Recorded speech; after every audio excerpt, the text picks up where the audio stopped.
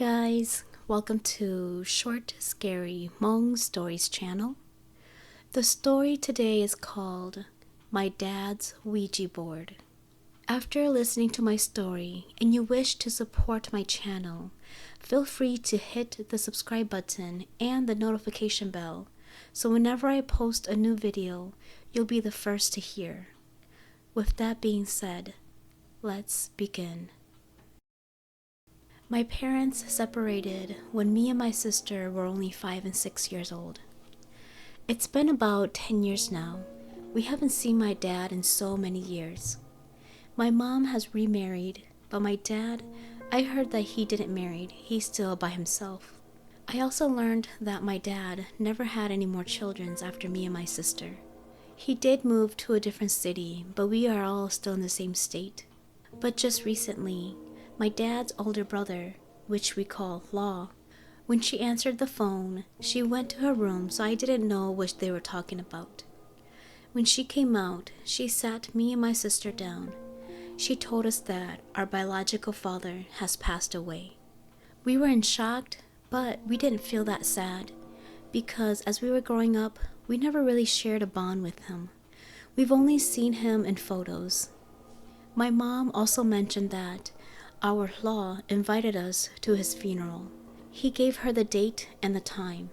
Although my parents have separated, I'm actually pretty happy that my dad's older brother actually called and informed my mom about this. Well, that is because she was a part of their life at one time. My mom talked to my stepdad about going to the funeral.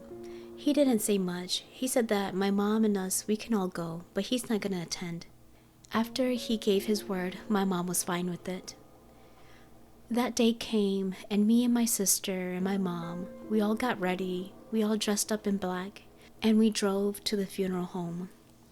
When we arrived, a lot of the relatives I could remember, but not really. They came up to us and they were crying. They said that they still remembered when me and my sister were still little, and they actually held us. It was good to see all of our biological relatives, although we didn't really know much of them. When we went to the casket, and I looked into the casket, I can see my dad's face. It's sad that I cannot remember how he really looks like. And plus, now that he has passed on, he looks very different from the last time that I could remember. That day, we didn't stay long. We only stayed for approximately 3 hours max. We did talk to my grandmother, my dad's mom. She told us that the reason my dad passed was because he was such an alcoholic and his body just gave up on him. It was sad to know that maybe my dad was going through a lot, but maybe he didn't have no one to be there for him. Before we were gonna leave the funeral home, my dad's older brother came to us, and he talked to me and my sister. He said that my dad has left a couple boxes of his own personal stuff, and he wants him to give it to us. My mom looked at us and asked if we want them. I looked at my sister, and she just nodded her head, yes. So in that case, my Law said to us that a couple days from now, for us to go to his house, and he will give us the boxes. We left right after that. About a week later, me and my sister drove to his house. We knocked on the door and said that we are here for the boxes. He said, "Come inside." We went inside and sat on the couch. We waited for a little bit as he came up the stairs with 2 boxes. They weren't big, they were medium-sized boxes. He handed them over to us and said that this is the last of your dad. Keep them safe, keep it as a memory. We didn't look inside, we just grabbed the boxes and left. As we were driving on our way back home, it started to get dark. We were on the highway driving 70 miles per hour.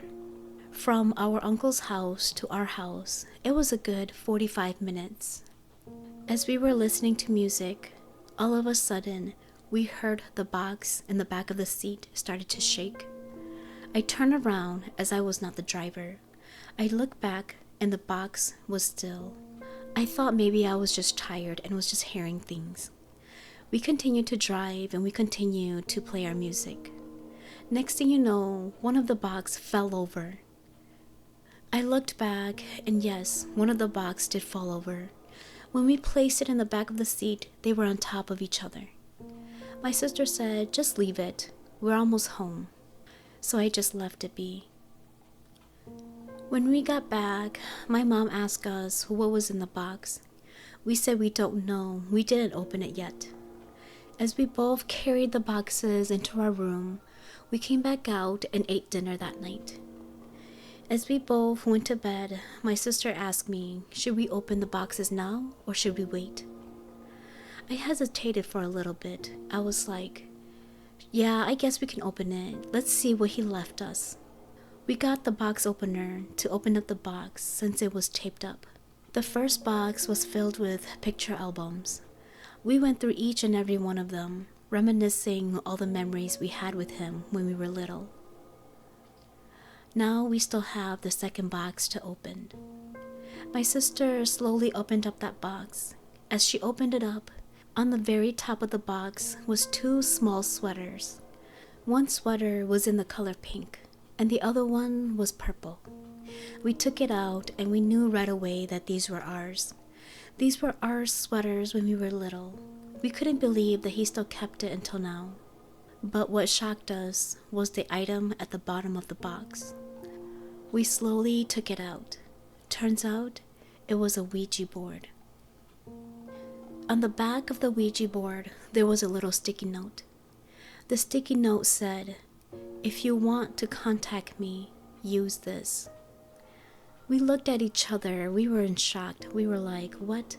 Why would he leave this for us? And why would he say if we want to contact him for us to use this? We knew exactly what this Ouija board is about. We hesitated. We looked at each other. My sister said, "What should we do with this? Should we tell Mom about it?"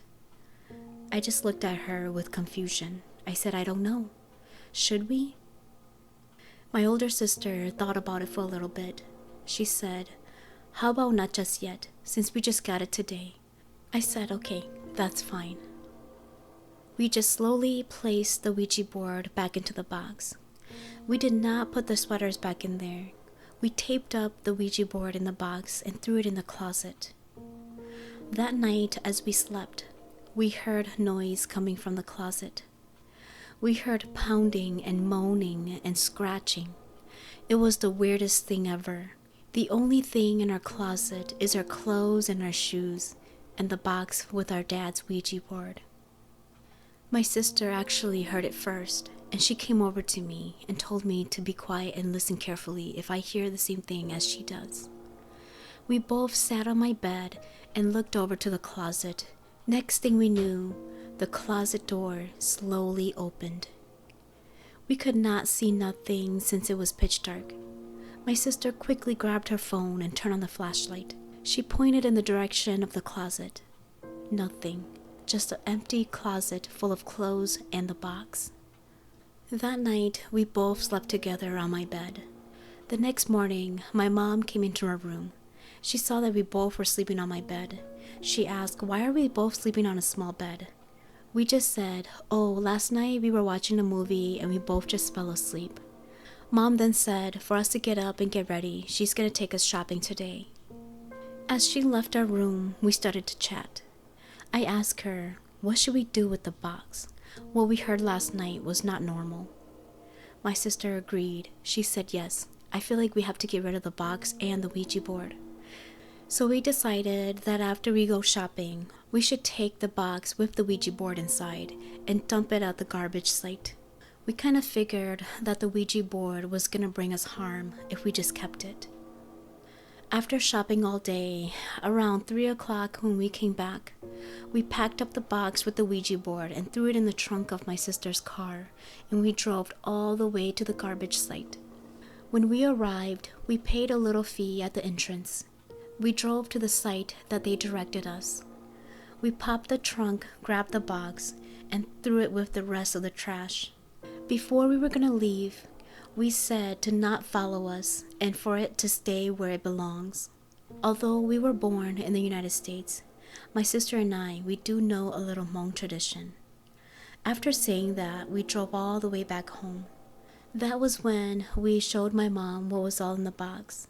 My mom said, "I could have sworn you guys had 2 boxes." We said, "Oh, the second box? It only had the 2 little sweaters in there." So after we took it out, we threw away the box. My mom didn't question after that. My sister and I, we still question ourselves of why my dad would leave the Ouija board with us. Was he doing that so he can really contact us? Or was he doing it just to harm us? I guess we will never have an answer to that.